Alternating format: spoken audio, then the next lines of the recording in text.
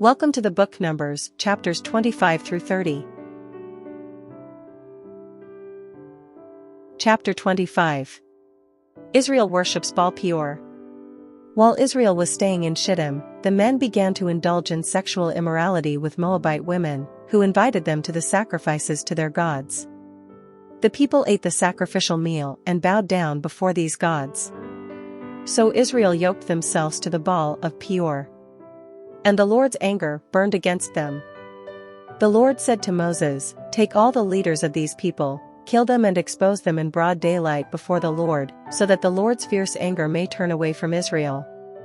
So Moses said to Israel's judges, "Each of you must put to death those of your people who have yoked themselves to the Baal of Peor." Then an Israelite man brought into the camp a Midianite woman right before the eyes of Moses and the whole assembly of Israel while they were weeping at the entrance to the tent of meeting. When Phinehas son of Eleazar, the son of Aaron, the priest, saw this, he left the assembly, took a spear in his hand and followed the Israelite into the tent. He drove the spear into both of them, right through the Israelite man and into the woman's stomach. Then the plague against the Israelites was stopped, but those who died in the plague numbered 24,000.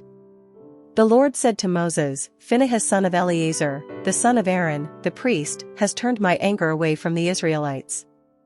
Since he was as zealous for my honor among them as I am, I did not put an end to them in my zeal. Therefore tell him I am making my covenant of peace with him. He and his descendants will have a covenant of a lasting priesthood. Because he was zealous for the honor of his God and made atonement for the Israelites." The name of the Israelite who was killed with the Midianite woman was Zimri son of Salu, the leader of a Simonite family. And the name of the Midianite woman who was put to death was Cosbi daughter of Zur, a tribal chief of a Midianite family. The Lord said to Moses, "Treat the Midianites as enemies and kill them. They treated you as enemies when they deceived you in the Peor incident involving their sister Cosbi, the daughter of a Midianite leader. The woman who was killed when the plague came as a result of that incident." Chapter 26. The numbering of Israel in Moab. After the plague, the Lord said to Moses and Eleazar son of Aaron, the priest, "Take a census of the whole Israelite community by families, all those 20 years old or more who are able to serve in the army of Israel." So on the plains of Moab by the Jordan across from Jericho, Moses and Eleazar the priest spoke with them and said, "Take a census of the men 20 years old or more, as the Lord commanded Moses." These were the Israelites who came out of Egypt. The descendants of Reuben, the firstborn son of Israel, were, through Hanok, the Hanokite clan, through Palu, the Paluite clan, through Hezron, the Hezronite clan, through Carmi, the Carmite clan. These were the clans of Reuben. Those numbered were 43,730. The son of Palu was Eliab, and the sons of Eliab were Nemuel, Dathan and Abiram. The same Dathan and Abiram were the community officials who rebelled against Moses and Aaron and were among Korah's followers when they rebelled against the Lord. The earth opened its mouth and swallowed them along with Korah, whose followers died when the fire devoured the 250 men. And they served as a warning sign. The line of Korah, however, did not die out. The descendants of Simeon by their clans were, through Nemuel, the Nemuelite clan, through Jamin, the Jaminite clan, through Jachin, the Jachinite clan, through Zerah, the Zerahite clan, through Shaul, the Shaulite clan. These were the clans of Simeon. Those numbered were 22,200. The descendants of Gad by their clans were, through Zephon, the Zephonite clan, through Haggi, the Haggite clan, through Shuni, the Shunite clan. Through Ozni, the Oznite clan, through Eri, the Erite clan, through Arodi, the Arodite clan, through Areli, the Arlite clan. These were the clans of Gad. Those numbered were 40,500. Er and Onan were sons of Judah, but they died in Canaan. The descendants of Judah by their clans were, through Shelah, the Shelonite clan, through Perez, the Perezite clan, through Zerah, the Zerahite clan. The descendants of Perez were, through Hezron, the Hezronite clan, through Hamul, the Hamulite clan. These were the clans of Judah. Those numbered were 76,500. The descendants of Issachar by their clans were, through Tola, the Tolate clan, through Puah, the Puit clan, through Jashub, the Jashabite clan, through Shimron, the Shimronite clan. These were the clans of Issachar, those numbered were 64,300. The descendants of Zebulun by their clans were, through Sered, the Seredite clan, through Elon, the Elonite clan, through Yaleel, the Jaleelite clan. These were the clans of Zebulun, those numbered were 60,500. The descendants of Joseph by their clans through Manasseh and Ephraim were, the descendants of Manasseh, through Machir, the Machirite clan. Machir was the father of Gilead, through Gilead, the Gileadite clan. These were the descendants of Gilead, through Ezer, the Ezerite clan, through Helek, the Helekite clan, through Israel, the Israelite clan, through Shechem, the Shechemite clan, through Shemida, the Shemidate clan, through Hepher, the Hepherite clan. Zelophehad son of Hepher had no sons, he had only daughters, whose names were Mahlah, Noah, Hoglah, Milcah, and Tirzah. These were the clans of Manasseh, those numbered were 52,700. These were the descendants of Ephraim by their clans, through Shuthelah, the Shuthelahite clan, through Becher, the Becherite clan, through Tahan, the Tahanite clan. These were the descendants of Shuthelah, through Aaron, the Aaronite clan. These were the clans of Ephraim, those numbered were 32,500. These were the descendants of Joseph by their clans. The descendants of Benjamin by their clans were, through Bela, the Belate clan, through Ashbel, the Ashbelite clan, through Ahiram, the Ahiramite clan, through Shupham, the Shuphamite clan, through Hupham, the Huphamite clan. The descendants of Bela through Ard and Naaman were, through Ard, the Ardite clan, through Naaman, the Naamite clan. These were the clans of Benjamin, those numbered were 45,600. These were the descendants of Dan by their clans, through Shuham, the Shuhamite clan. These were the clans of Dan, all of them were Shuhamite clans, and those numbered were 64,400. The descendants of Asher by their clans were, through Imnah, the Imnite clan, through Ishvi, the Ishvite clan, through Beriah, the Beriite clan, and through the descendants of Beriah, through Heber, the Heberite clan, through Malchiel, the Malchielite clan. Asher had a daughter named Sarah. These were the clans of Asher, those numbered were 53,400. The descendants of Naphtali by their clans were, through Jahzeel, the Jahzeelite clan, through Guni, the Gunite clan, through Jezer, the Jezerite clan, through Shillem, the Shillemite clan. These were the clans of Naphtali, those numbered were 45,400. The total number of the men of Israel was 601,730. The land to be divided by lot.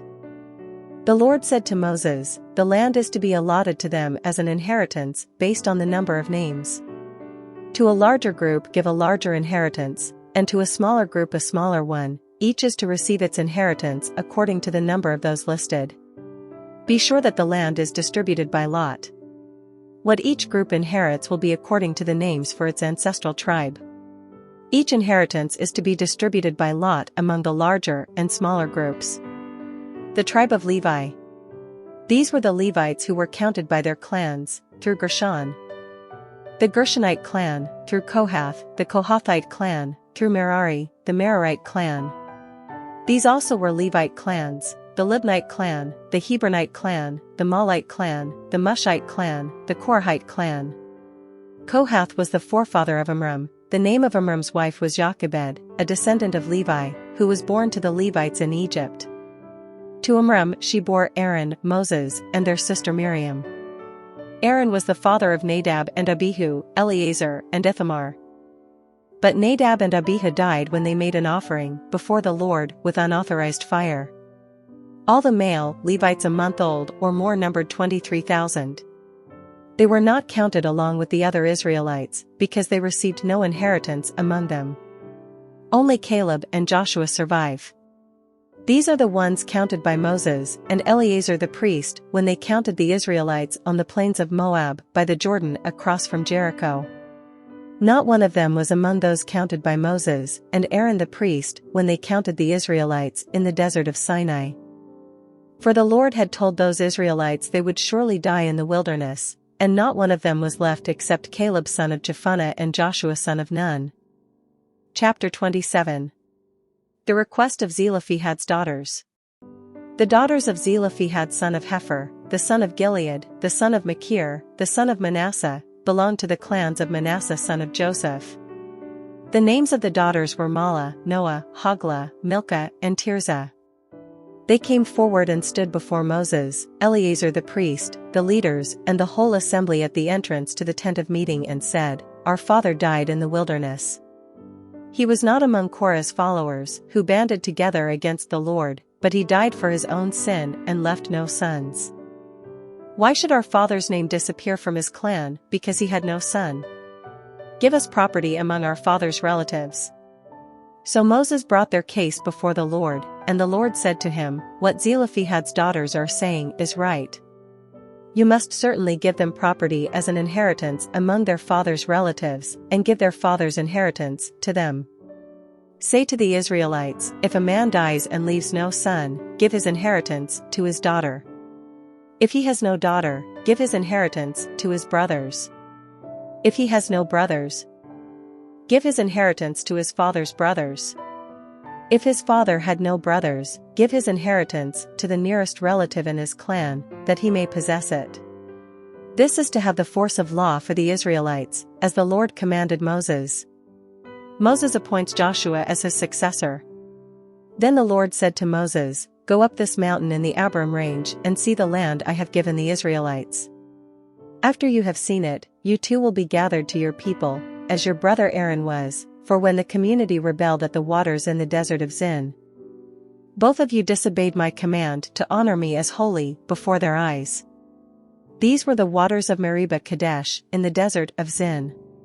Moses said to the Lord, "May the Lord, the God who gives breath to all living things, appoint someone over this community to go out and come in before them, one who will lead them out and bring them in, so the Lord's people will not be like sheep without a shepherd." So the Lord said to Moses, "Take Joshua son of Nun, a man in whom is the spirit of leadership, and lay your hand on him. Have him stand before Eleazar the priest and the entire assembly, and commission him in their presence. Give him some of your authority, so the whole Israelite community will obey him. He is to stand before Eleazar the priest, who will obtain decisions for him by inquiring of the Urim before the Lord. At his command he and the entire community of the Israelites will go out, and at his command they will come in." Moses did as the Lord commanded him. He took Joshua and had him stand before Eleazar the priest and the whole assembly. Then he laid his hands on him and commissioned him, as the Lord instructed through Moses. Chapter 28. The Daily Offerings. The Lord said to Moses, "Give this command to the Israelites and say to them, make sure that you present to me at the appointed time my food offerings, as an aroma pleasing to me. Say to them, this is the food offering you are to present to the Lord, 2 lambs a year old without defect, as a regular burnt offering each day.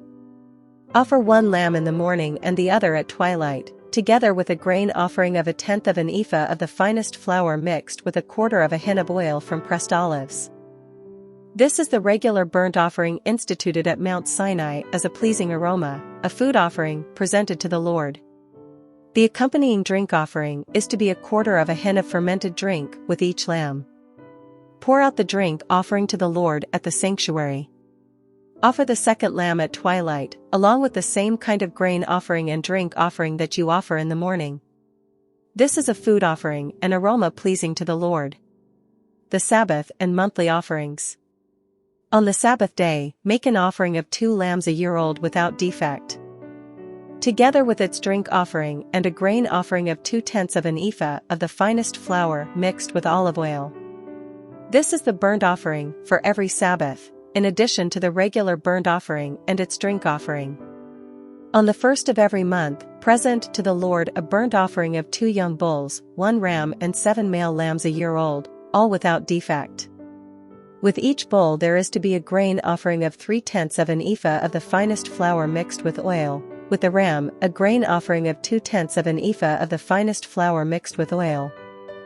And with each lamb a grain offering of 1/10 of an ephah of the finest flour mixed with oil. This is for a burnt offering, a pleasing aroma, a food offering presented to the Lord. With each bull, there is to be a drink offering of half a hin of wine, with the ram a third of a hin, and with each lamb a quarter of a hin. This is the monthly burnt offering to be made at each new moon during the year. Besides the regular burnt offering with its drink offering, one male goat is to be presented to the Lord as a sin offering. The offerings at the appointed feasts. On the 14th day of the first month, the Lord's Passover is to be held. On the 15th day of this month, there is to be a festival. For 7 days eat bread made without yeast. On the first day, hold a sacred assembly, and do no regular work. Present to the Lord a food offering, consisting of a burnt offering of 2 young bulls, 1 ram and 7 male lambs a year old, all without defect. With each bull offer a grain offering of 3/10 of an ephah of the finest flour mixed with oil, with the ram, 2/10, and with each of the 7 lambs, 1/10. Include 1 male goat as a sin offering to make atonement for you. Offer these in addition to the regular morning burnt offering. In this way, present the food offering every day for 7 days as an aroma pleasing to the Lord. It is to be offered in addition to the regular burnt offering and its drink offering. On the 7th day, hold a sacred assembly and do no regular work. On the day of first fruits, when you present to the Lord an offering of new grain during the festival of weeks, hold a sacred assembly and do no regular work. Present a burnt offering of 2 young bulls, 1 ram and 7 male lambs a year old as an aroma pleasing to the Lord. With each bull there is to be a grain offering of 3/10 of an ephah of the finest flour mixed with oil, with the ram, 2/10, and with each of the 7 lambs, 1/10. Include 1 male goat to make atonement for you. Offer these together with their drink offerings, in addition to the regular burnt offering and its grain offering. Be sure the animals are without defect. Chapter 29. On the first day of the 7th month, hold a sacred assembly and do no regular work. It is a day for you to sound the trumpets. As an aroma pleasing to the Lord, offer a burnt offering of 1 young bull, 1 ram and 7 male lambs a year old, all without defect.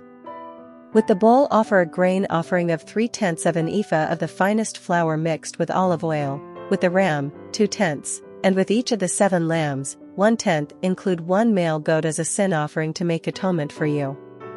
These are in addition to the monthly and daily burnt offerings with their grain offerings and drink offerings as specified. They are food offerings, presented to the Lord, a pleasing aroma. On the 10th day of this 7th month, hold a sacred assembly. You must deny yourselves, and do no work. Present as an aroma pleasing to the Lord a burnt offering of 1 young bull, 1 ram and 7 male lambs a year old, all without defect. With the bull offer a grain offering of 3/10 of an ephah of the finest flour mixed with oil, with the ram, 2/10, and with each of the 7 lambs, 1/10. Include 1 male goat as a sin offering. In addition to the sin offering for atonement and the regular burnt offering with its grain offering, and their drink offerings. On the 15th day of the 7th month, hold a sacred assembly and do no regular work. Celebrate a festival to the Lord for 7 days. Present as an aroma pleasing to the Lord a food offering, consisting of a burnt offering of 13 young bulls, 2 rams and 14 male lambs a year old, all without defect. With each of the 13 bulls offer a grain offering of 3/10 of an ephah of the finest flour mixed with oil. With each of the 2 rams, 2/10, and with each of the 14 lambs, 1/10. Include 1 male goat as a sin offering, in addition to the regular burnt offering with its grain offering and drink offering. On the 2nd day, offer 12 young bulls, 2 rams and 14 male lambs a year old, all without defect. With the bulls, rams and lambs, offer their grain offerings and drink offerings according to the number specified. Include 1 male goat as a sin offering, in addition to the regular burnt offering with its grain offering, and their drink offerings. On the 3rd day, offer 11 bulls, 2 rams and 14 male lambs a year old, all without defect. With the bulls, rams and lambs, offer their grain offerings and drink offerings according to the number specified. Include 1 male goat as a sin offering, in addition to the regular burnt offering with its grain offering and drink offering. On the 4th day, offer 10 bulls, 2 rams and 14 male lambs a year old, all without defect. With the bulls, rams and lambs, offer their grain offerings and drink offerings according to the number specified. Include one male goat as a sin offering, in addition to the regular burnt offering with its grain offering and drink offering. On the fifth day offer 9 bulls, 2 rams and 14 male lambs a year old, all without defect. With the bulls, rams and lambs, offer their grain offerings and drink offerings according to the number specified. Include one male goat as a sin offering, in addition to the regular burnt offering with its grain offering and drink offering. On the sixth day offer 8 bulls, 2 rams and 14 male lambs a year old, all without defect. With the bulls, rams and lambs, offer their grain offerings and drink offerings according to the number specified. Include one male goat as a sin offering, in addition to the regular burnt offering with its grain offering and drink offering. On the seventh day offer 7 bulls, 2 rams and 14 male lambs a year old, all without defect. With the bulls, rams and lambs, offer their grain offerings and drink offerings according to the number specified. Include one male goat as a sin offering, in addition to the regular burnt offering with its grain offering and drink offering. On the 8th day, hold a closing special assembly and do no regular work. Present as an aroma pleasing to the Lord a food offering, consisting of a burnt offering of 1 bull, 1 ram and 7 male lambs a year old, all without defect.